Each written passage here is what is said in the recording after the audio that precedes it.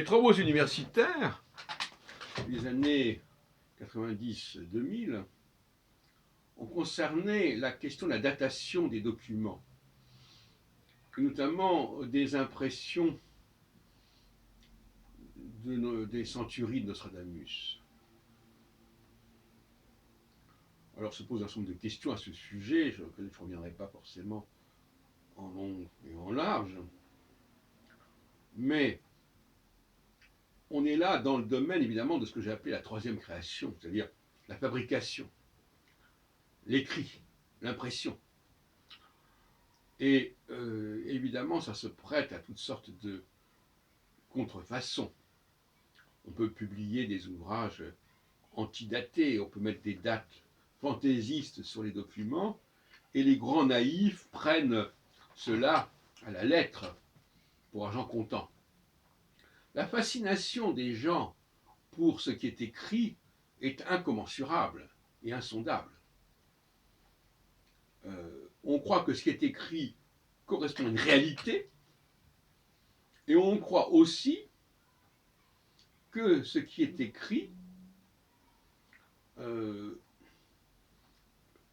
par des gens qui parlent de ce qui s'est passé, alors qu'ils peuvent tout simplement faire du roman. Enfin, on sait ce que c'est qu'un roman, on sait ce que c'est qu'une histoire.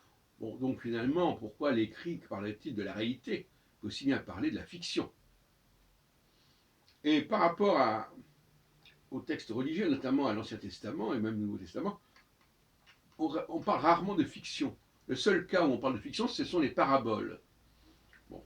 Mais un exemple intéressant qui a été signalé par un protestant l'autre jour, c'est les miracles de Jésus concernant les gens qui ne voient pas. Or, immédiatement après avoir donné l'exemple d'un aveugle qui est guéri, on nous dit de toute façon, il y a des gens qui ont des yeux et qui ne voient pas. Donc, on ne sait pas si le miracle n'est pas simplement une parabole. Et il faut vraiment avoir un niveau de conscience extrêmement bas pour croire que ce qui est écrit s'est réellement produit, et croire que, puisque c'est écrit, c'est vrai. Hein, vous savez, la fameuse formule, c'est écrit dans le journal. Eh bien, quand j'entends quelqu'un me parler de ce qui est dans la Bible, comme si c'était vrai, comme tout ce qui était raconté était vrai, ça ne tient pas debout, parce que tout simplement, il y a des discours contradictoires.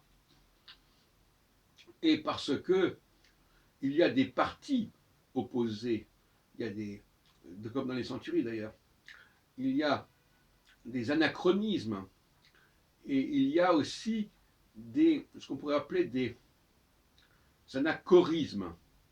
L'anachorisme, c'est quand on ne tient pas compte du fait que les propos ne sont pas tenus par le même camp.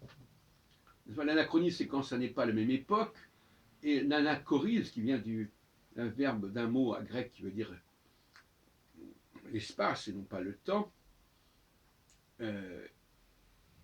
eh bien, l'anachorisme, c'est de croire que tout est dit par la même personne ou la même partie, qu'en réalité, ce sont des parties opposées qui s'opposent et qui s'attaquent mutuellement. Et il faut donc détecter les anachorismes dans l'Ancien Testament, ceux qui viennent du parti du royaume de Juda et ceux qui viennent du parti du royaume d'Israël, sachant que les textes prophétiques eux-mêmes ont pu être trafiqués par les uns et par les autres. Et qu'un texte qui vient de Juda peut avoir été trafiqué par des gens d'Israël et éventuellement inversement, etc. Voilà, donc c'est le nouveau concept d'anachorisme que je voulais vous signaler et qui vient compléter le travail de l'historien qui, lui, s'occupe aussi de dater et donc de détecter les anachronismes. Et donc, tout mon travail de thèse d'État et postdoctorat, tout mon travail de doctorat d'État et de postdoctorat aura consisté à signaler un certain nombre de phénomènes du type anachronisme et anachorisme.